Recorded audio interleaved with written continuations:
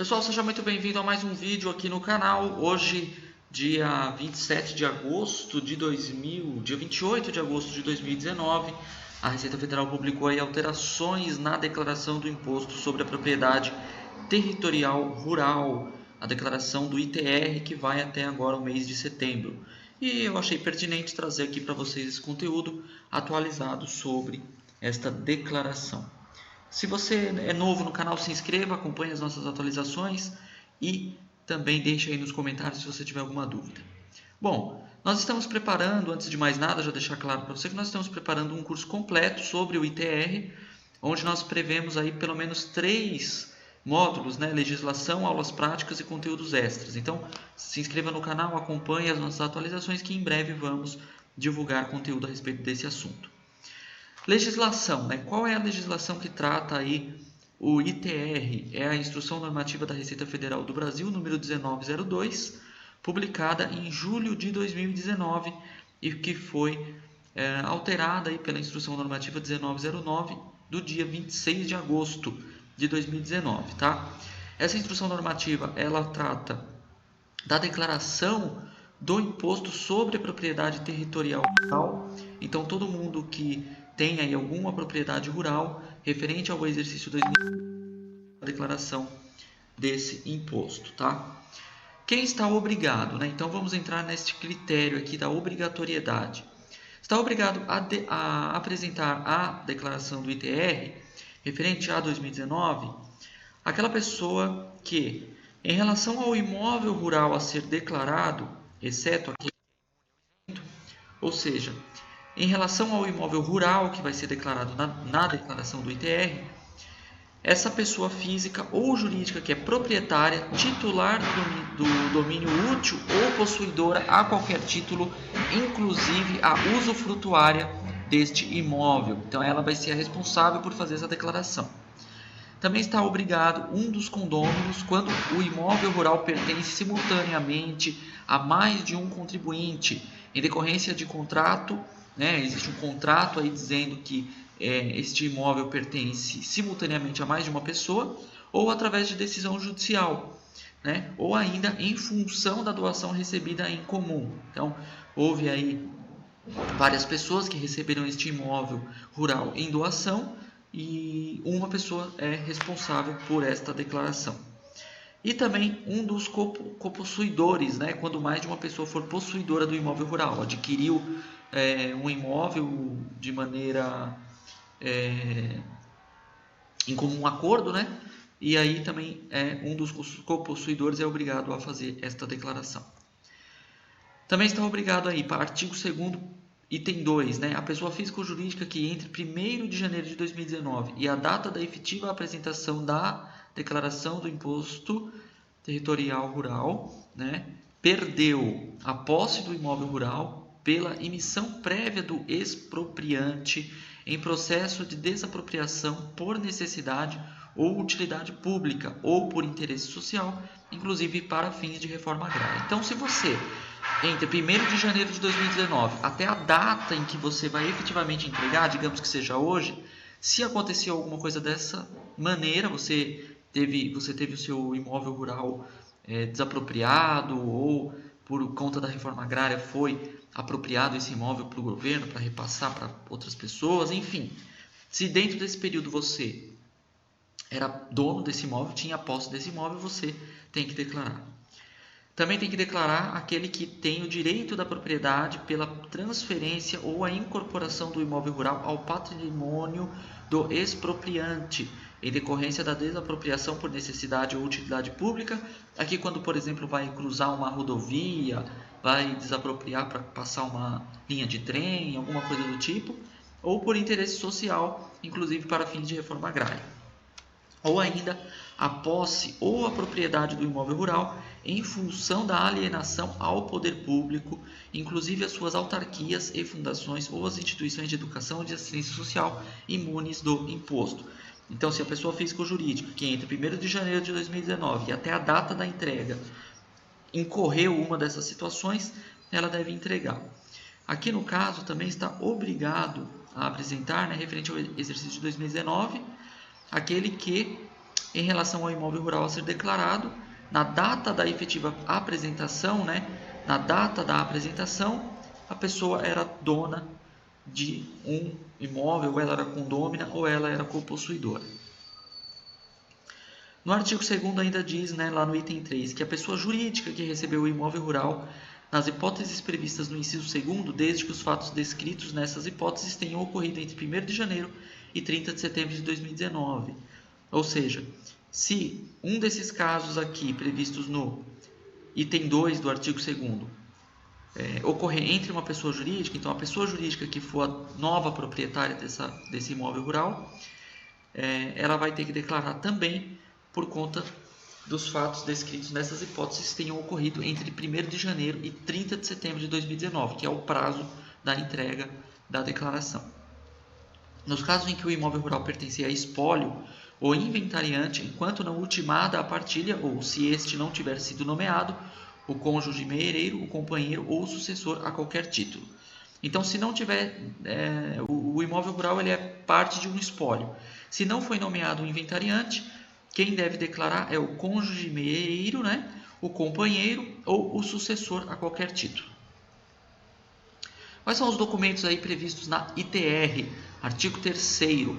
A declaração corresponde a cada imóvel, né, correspondente a cada imóvel rural, é composta pelos documentos relacionados a seguir, por meio das quais devem ser prestados à Secretaria da Receita Federal as informações necessárias ao cálculo do imposto da propriedade. Então vai ser preciso, né, você informar aí o DIAC, né, você vai precisar dessa informação, que é o documento de informação e atualização cadastral do imóvel, aliás, a atualização cadastral do imposto sobre a propriedade territorial rural, contendo as informações cadastrais correspondentes a cada imóvel rural e a seu titular. Vai precisar também aí do DIAT, né, que é o documento de informação e apuração do imposto sobre a propriedade territorial rural, contendo as demais informações necessárias à apuração do valor do imposto correspondente a cada imóvel rural. E o parágrafo único diz: as informações prestadas por meio do DIAC não serão utilizadas para fins de atualização de dados cadastrais do imóvel rural, qualquer que seja a sua área, no cadastro de imóveis rurais, o CAFIR, né? Então, são três documentos aí, pelo menos, né, que você tem que se atentar. O DIAC, que é esse documento relacionado ao imposto sobre a propriedade rural. O DIAT, né, contendo informações relacionadas ao imposto, né, relacionadas a cada imóvel rural desta. E na terceira hipótese é o CAFIR, né, o Cadastro de Imóveis Rurais, que deve estar atualizado e que não é substituído pelo DIAC, né, que é o primeiro item aqui da lista. Qual é a forma de elaboração e entrega, né? A declaração de imposto territorial rural deve ser elaborada com o uso do programa gerador da declaração. Você pode fazer o download lá no site da Receita Federal do Brasil. É muito simples, você acessa lá o site da Receita Federal e aí você vai fazer o download, tá? A instalação no computador. A apresentação apresentada, né, em desacordo com o disposto no caput, né, nesse item aqui no artigo 4º, deve ser cancelada de ofício. O artigo 5º da Declaração de Imposto Territorial Rural, né, fala da apuração do imposto, né? Então, estão obrigados a apurar o ITR toda pessoa física ou jurídica, inclusive a de que trata o inciso 2º do capítulo do caput, né, do artigo 2º, desde que o imóvel rural não se enquadre nas condições de imunidade ou isenção de imposto.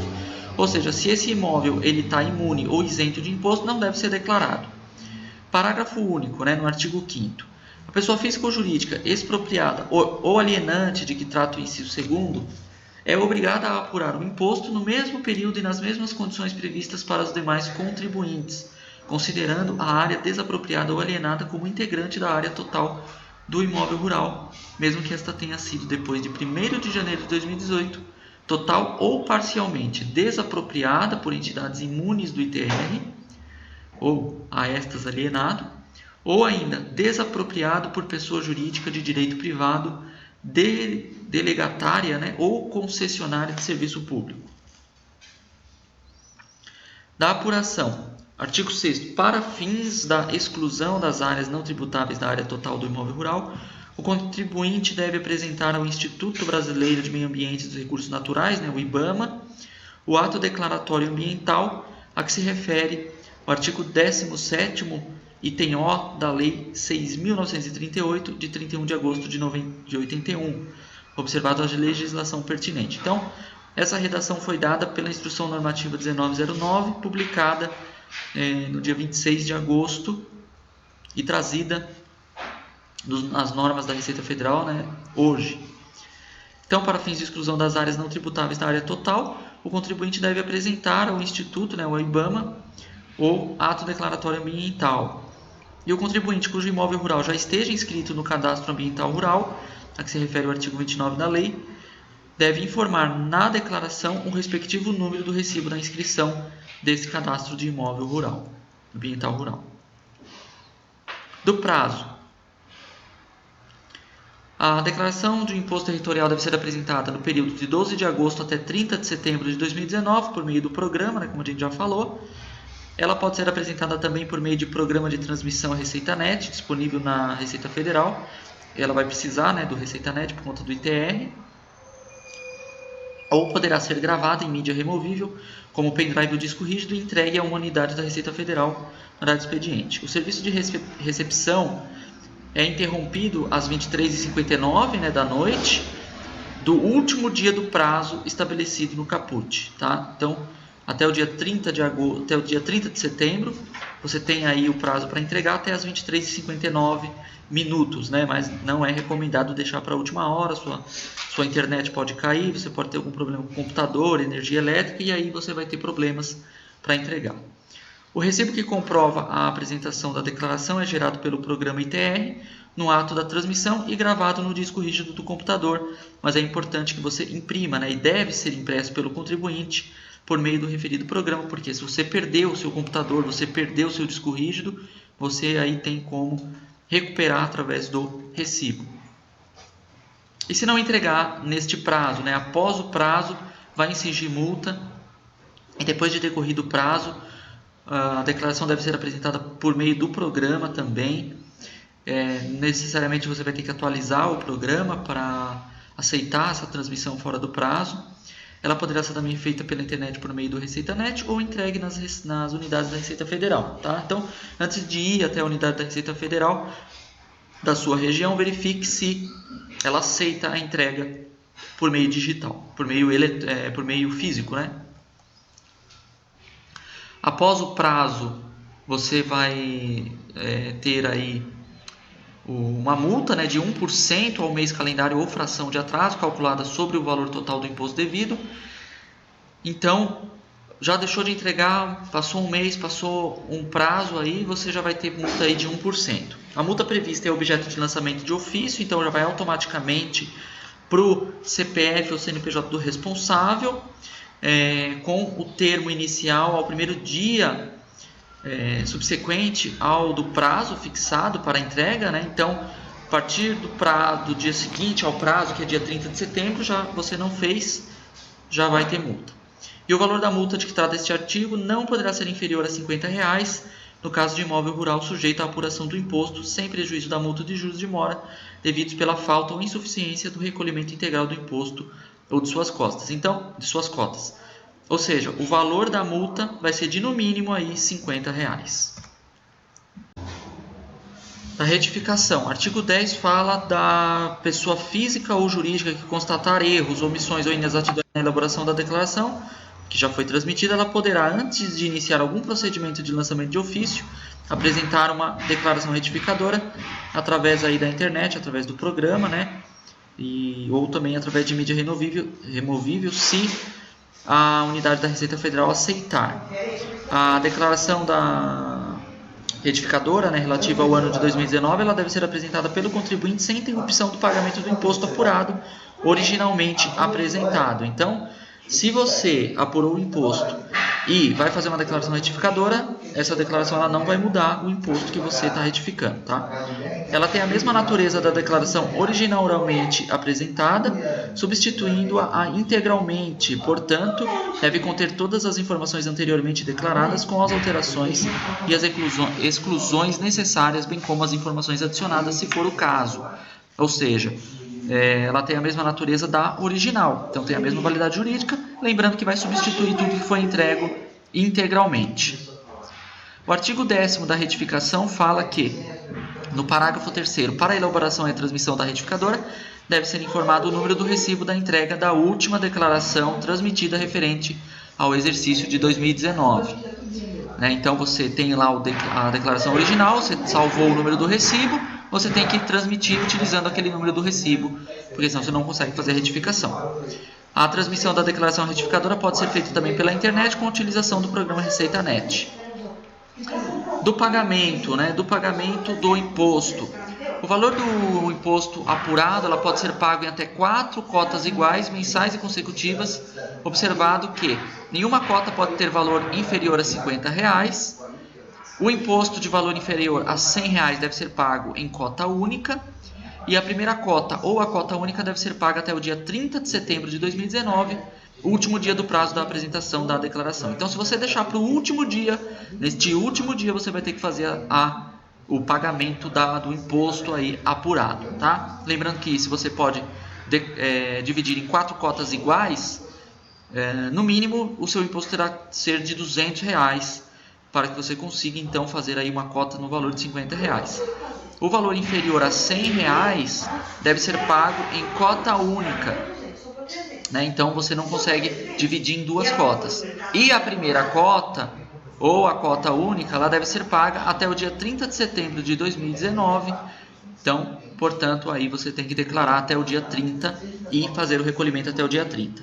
As demais cotas elas devem ser pagas até o último dia útil de cada mês, acrescida de juros equivalentes à taxa Selic para títulos federais, acumulada mensalmente, calculados a partir do mês de outubro de 2019 até o mês anterior ao do pagamento de 1% do pagamento. Bom, do pagamento, ainda falando do pagamento, artigo 11º, parágrafo 1º, é facultado ao contribuinte antecipar total ou parcialmente o pagamento do imposto ou das cotas, não sendo necessário, nesse caso, apresentar a declaração retificadora com a nova opção de pagamento. Basta você entrar no ECAC lá e tirar as cotas e antecipá-las, Você pode também ampliar o número de cotas do imposto inicialmente previsto na declaração original até a data do vencimento da última cota pretendida, observada a quantidade máxima de 4 cotas. Então você fez lá em 2 cotas, vai ser complicado pagar, e aí você faz o quê? Você vai lá e pode modificar a quantidade de cotas, aumentando para no máximo 4 cotas. E lembrando que em nenhuma hipótese o valor do imposto devido será inferior a R$ 10, e observando também que nenhuma cota poderá ser inferior a 50, e o valor, se você tiver o valor de R$ 100, deverá ser pago em cota única.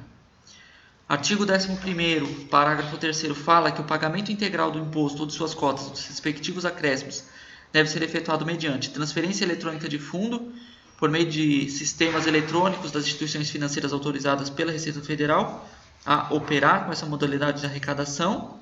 Então, no caso, muito provavelmente aqui o Banco do Brasil. Documento de arrecadação através do DARF, que é o mais comum. E o parágrafo 4º fala que o pagamento do ITR por pessoa física ou jurídica que tenha perdido a posse ou a propriedade do imóvel rural entre 1º de janeiro de 2019 e a data da apresentação, nas hipóteses previstas nos artigos 2º que a gente viu, deve ser efetuado no mesmo período e nas mesmas condições previstas para os demais contribuintes, sendo considerado antecipação o pagamento realizado antes do referido período. Então, digamos que lá em fevereiro você perdeu, você vai ter que fazer a declaração desse período e, do mesmo jeito, fazer o recolhimento, tá? E para finalizar, a instrução normativa entra em vigor na data da sua publicação no Diário Oficial da União. Pessoal, você quer muita informação? Entre aí no nosso canal, se inscreva, acompanhe as notificações e participe aqui do nosso canal deixando as suas dúvidas. Lembre-se que em breve iremos lançar um conteúdo mais aprofundado mostrando na prática como fazer a declaração do ITR. Um abraço.